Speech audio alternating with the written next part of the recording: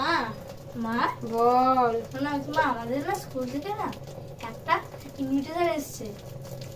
বাবু এখন কথা বলার সময় নেই, ভাতের মার গালছি তো এখন। হাতে ভাতে দেখছিস তো, সকালে হাতটা প্রেশার কুকারে পুড়ে গেল, আরো গ্যাস চলছে। সর এখান থেকে।